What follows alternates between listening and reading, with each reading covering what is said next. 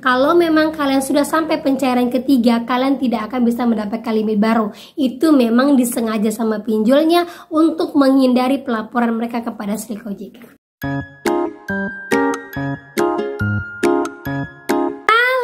Assalamualaikum warahmatullahi wabarakatuh. Apa kabar teman-teman semuanya? Semoga semua dalam keadaan sehat walafiat ya. Ketemu lagi kita di channel saya, channel Desi Sutriani. Kali ini kita akan membahas tentang ciri-ciri pinjol yang tidak masuk ke dalam Slik OJK yang pantas kita galbay untuk tahun 2024. Nah, setelah saya telisik ternyata banyak sekali pinjol-pinjol yang skema dan caranya hampir sama. Nah, kalian tinggal cek semua pinjol-pinjol kalian. Kalau ada terdapat seperti ini, pantas untuk kita galbay di tahun 2024.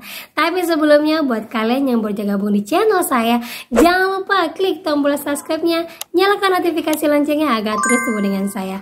Oke teman-teman, ini dia buat kalian.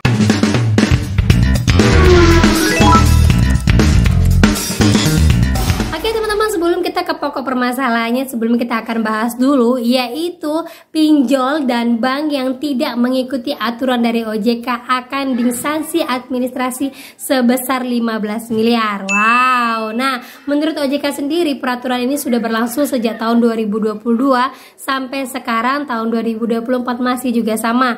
Nah, kendati demikian, pinjol-pinjol yang disanksi ini pun belum ada ya. Walaupun sanksinya begitu besar, banyak pinjol-pinjol yang belum melanggar. Walaupun kita ketahui ya, pinjol-pinjol yang memang di luar dari peraturan dari OJK itu sudah banyak, tetapi tidak ada yang diberikan sanksi. Nah, dari kita sendiri, kalau dari OJK-nya masih juga memihak kepada pinjol, otomatis kita harus berjalan sendiri, yaitu kita galbaikan. Nah, oke teman-teman, kita lanjut lagi ya. Buat teman-teman semuanya, jadi di sini saya ada catat beberapa pinjol yang memang saya cari tahu. Ternyata untuk pinjol-pinjol yang dari A, B, C, D ini memiliki skema yang sama, terutama untuk pencairan limitnya. Ya, apalagi pengguna baru dan kalian memiliki galbay di beberapa aplikasi, tetapi untuk aplikasi satu ini masih kalian rawat. Nah, di sini saya sudah rincikan ada beberapa memang ciri-ciri pinjol di tahun 2024 yang hampir sama skemanya. Mungkin ini peraturannya memang mereka pukul rata biar nantinya hal ini tidak akan ketahuan sama OJK. Karena kalau saya lihat kebanyakan pinjol-pinjol yang tidak melaporkan hutang kalian kepada Slik OJK itu memiliki keuntungan 2 kali lipat bahkan lebih dari itu. Karena apa? Mereka yang tidak melaporkan pinjolnya kepada OJK rata-rata pencairannya di bawah dari 5 juta dan mereka akan membebankan bunga 2 kali lipat. Sekalipun kalian galbay, masih ada orang yang rajin membayar. Orang yang rajin membayar itu akan menutupi hutang-hutang kalian yang galbay sehingga TKB 90 dari pinjol-pinjol ini tetap naik. Nah, skemanya bagaimana? Oke, yang pertama ya, saya bacakan. Untuk pencairan baru itu rata-rata semua nasabah akan diberikan limit 1 juta sampai 2 juta. Kalaupun di bawah dari itu paling hanya sedikit saja lah penggunanya. Tetapi karena banyaknya iklan, banyaknya penawaran-penawaran yang muncul di sosmed, Instagram, TikTok, YouTube segala macamnya menggugah kita, apalagi buat orang yang memang kepepet. Datanglah WA menawarkan ini itu. Akhirnya terpancing. Nah, pada kenyataannya pada saat mau pengajuan dengan membuka aplikasinya ternyata limit yang didapatkan hanya sebesar 2 juta saja, tetapi pada saat pencairan langsung dipotong 10%, sehingga yang cair rekening kalian itu hanya sebesar 1,8 juta saja. Nah, pada saat untuk pembayaran nanti kan akan dikenakan bunga hampir 2 kali lipat, belum lagi ditambah dengan dendanya. Nah, itulah skema yang pertama pada saat pencairan. Nah, kalau di skema pertama ini banyak sih orang yang mengeluh, saya nggak mau bayar lagi, saya nggak bisa bayar lagi. Tetapi bagi orang yang mampu, mereka akan terus membayar. Mereka akan terus membayar, rajin membayar dengan patokan bahwa nanti pada saat mereka lunas, ketika kalian mau mengambilnya lagi, mereka akan diberikan limit baru. Nah, pada saat pencairan kedua, inilah babak drama dari pinjol dimulai. Nah, disinilah marketingnya berjalan ya.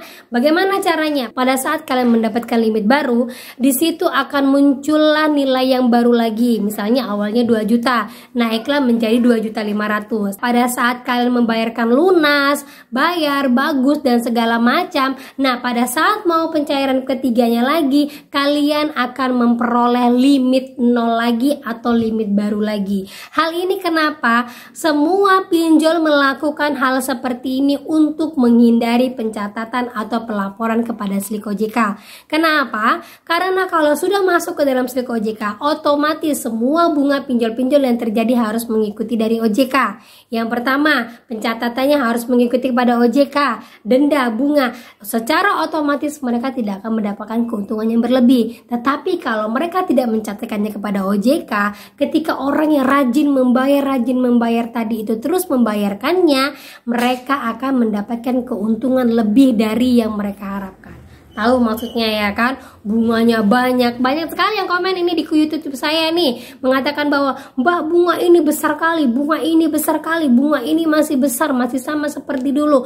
Nah, kalaupun dibayarkan, nah itulah yang akan menjadi keuntungan mereka, dan mereka tidak perlu melaporkannya kepada OJK. Karena apa? Mereka tidak perlu dengan serta-merta menurunkan bunganya. Mereka masih mendapatkan keuntungan, sekalipun masih banyak yang galbay, tapi masih banyak yang bayar. Keuntungan dari orang yang bayar tadi bisa menutupi untuk yang galbay. Nah, seperti itulah skema pinjol yang tidak masuk ke dalam Slik OJK. Ya, jadi mereka memang sengaja menghindari untuk tidak masuk ke dalam Slik OJK. Tetapi keuntungannya bagi kalian yang galbay, kalian tidak perlu repot-repot lagi untuk membersihkan nama kalian.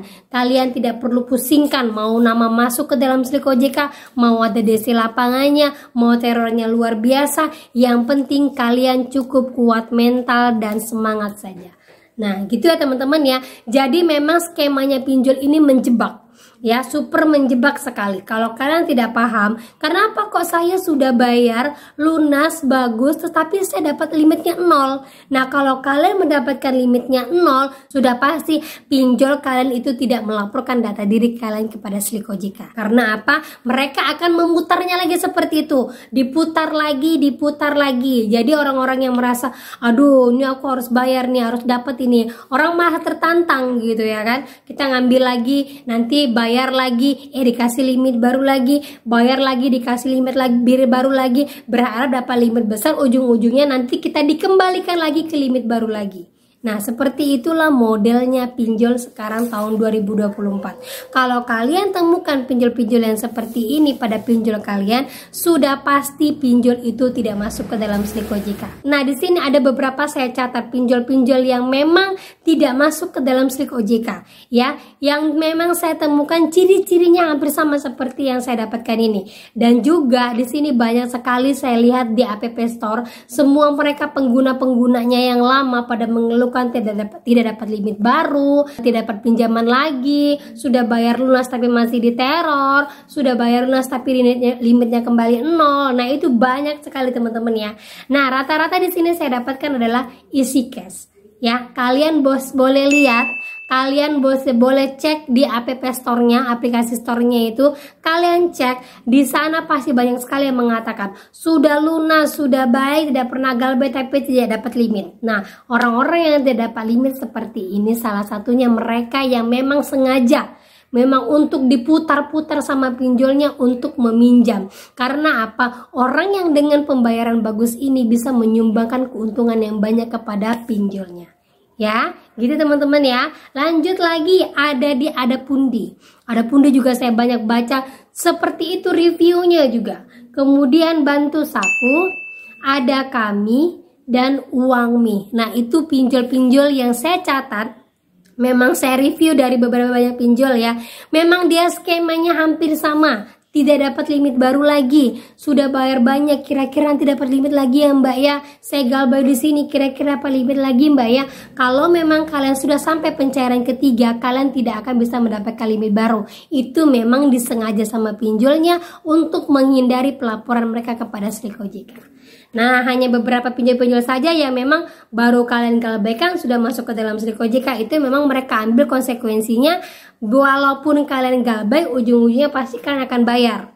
Gitu kan, kalau itu pinjol-pinjol yang seperti Shopee, Aku Laku, ya kan, Samir, Kredivo, memang mereka langsung mencatatkan ke Slik OJK karena mereka berpikir yang sudah masuk ke dalam slick OJK pasti itu akan membayar. Kalaupun tidak membayar, mereka tidak akan bisa melakukan pinjaman dimanapun. Tetapi pinjol-pinjol yang tidak melaporkan ke dalam slick OJK ini, mereka memiliki skema dan pola yang sama. Orang yang bayar tepat waktu itulah yang akan mereka putar terus untuk mendapatkan keuntungan berkali-kali lipat dari mereka yang bayarnya rutin.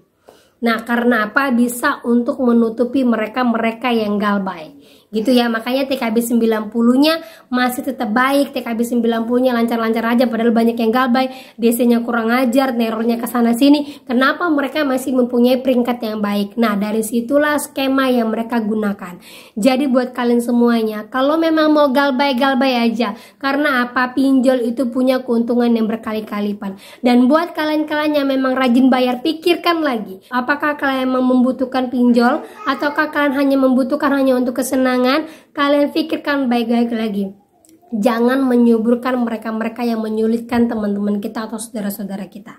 Ingat ya teman-teman ya, kalau memang kalian menganggap bahwa pinjol itu baik untuk kalian lakukan, tapi jangan menjadikan itu patokan untuk kalian hidup. Kalian fokus saja pada diri kalian dengan keuangan yang kalian dapatkan. Dan buat kalian yang galbay, jangan merasa bahwa kalian sendirian yang galbay, karena yang galbay itu jutaan, banyak. Dan buat teman-teman yang masih ketakutan didatangi DC, banyak sekali hari ini yang lapor kepada saya bahwa DC itu tidak semenyeramkan seperti yang saya pikirkan.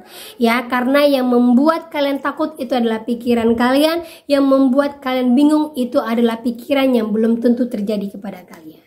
Ya, untuk itu mulai sekarang kalian harus berbenah diri, memperbaiki ekonomi kalian, semangat dan kuat mental. Oke, itu saja yang bisa saya sampaikan buat kalian pada hari ini. Semoga menjadi mood booster buat kalian semuanya. Akhir kata saya ucapkan Assalamualaikum warahmatullahi wabarakatuh.